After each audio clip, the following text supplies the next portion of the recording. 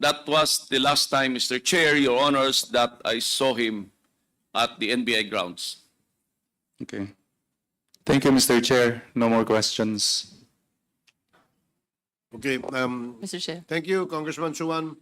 Yes, Congresswoman Jinky Luistro. I wish to direct this question to Senator Trillanes.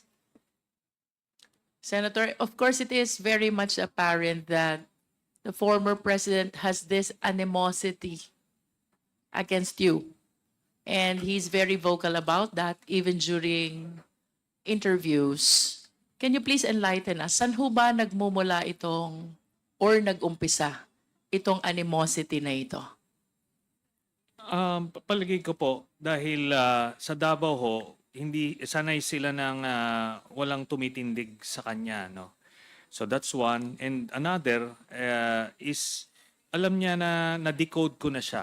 So kumbaga yung all the charade, nababasa ko na po, Mr. Chairman. So would you say that this animosity has something to do with the Senate investigation that you initiated and conducted? Yes, Mr. Chairman. And even before that, when I openly opposed him during the campaign of 2016, Mr. Chairman.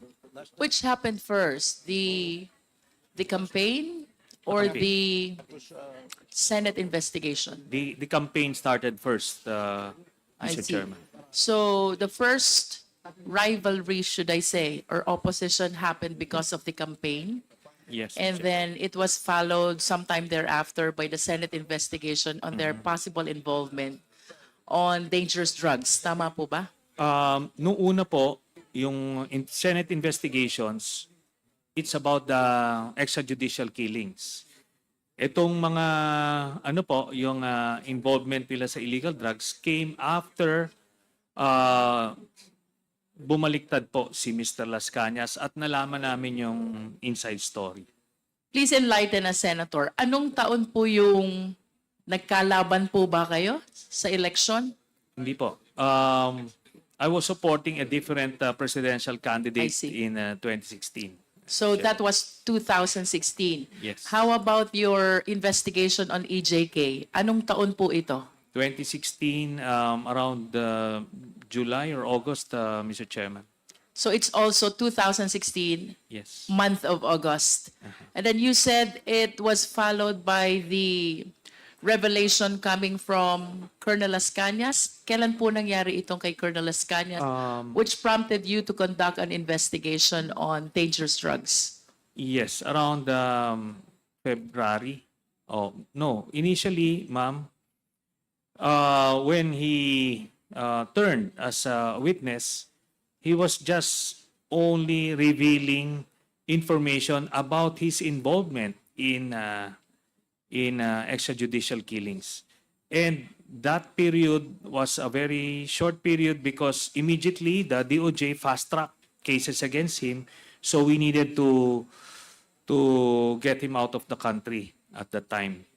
So then we only got to find out about all this involvement in illegal drugs by Duterte himself when he started giving the information as an insider, Mr. Chairman. Senator, I understand that you are associated with the former Senator De Lima. What is your appreciation about the seeming similar animosity of the former president against Senator De Lima? It's the same, Mr. Chairman, because Senator De Lima, when she was still the chairman of the Commission on Human Rights, investigated Duterte for the EJ case in Davao. And according to the testimony of Mr. Matobato and eventually Mr. Las Cañas, Mr. Duterte was really bothered by that investigation. He really feared that he would be made to account for all the killings he did in Davao. So eventually, when the opportunity came, when he was president, he wanted to make a sample out of Senator De Lima so that it would create a chilling effect among the senators, and it was very effective. He totally fabricated the cases against Senator De Lima, and most of my colleagues in the Senate then feared that whatever is happening to Senator De Lima at the time could happen to them if they don't follow his lead or be an obstacle to his designs. Senator Trillanes, Apo. with all due respect, but I share the observation of the Honorable Flores with respect to establishing the veracity of the evidence, should I say, that you shared before the Quad Committee. Nonetheless, Mr. Senator, I acknowledge the efforts of having consolidated all those, and at the very least, I maintain that at least it could establish the fact that you consolidated, you were able to read, you were able to take possession of all these documents that you presented before the Quad Committee. But to conclude, Mr. Senator, Yes. considering the amount and the evidence that you have presented to us, how certain are you that the Duterte family, particularly the former president, Polong, Congressman Polong, and the husband of the vice president are indeed involved in dangerous drugs? I'm 100% sure, Mr. Chairman. These were corroborated by other sources of information. And during our research, we were able to establish the background or the involvement of Mr. Polong Duterte in smuggling cases independent of the testimony or information coming from Mr. Las Cañas. This is from the NBI and the Presidential Anti-Smuggling Group. And Mr. Las Cañas, again, as a witness, he was already, he went through the very rigorous process of being accepted as an ICC witness. He went through this weeks-long process of vetting and validation, and he checked out as the primary witness of the prosecution against Mr. Duterte.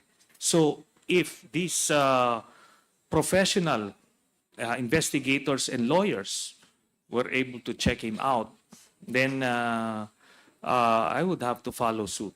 So we would have our own ways of weighing testimonies or the truthfulness of witnesses before us. And I would have to say that he's way up there as a credible witness.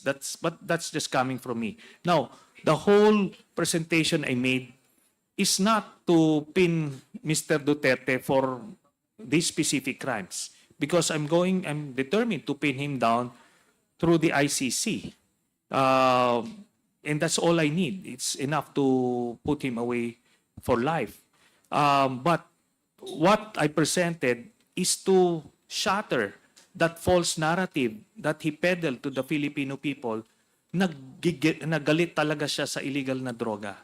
So if you'd be able to research on this Minister of Defense in Mexico, who, like Duterte, galit na galit din sa illegal na droga, pumapatay din siya ng mga drug lords, pushers, only to be found out later that he was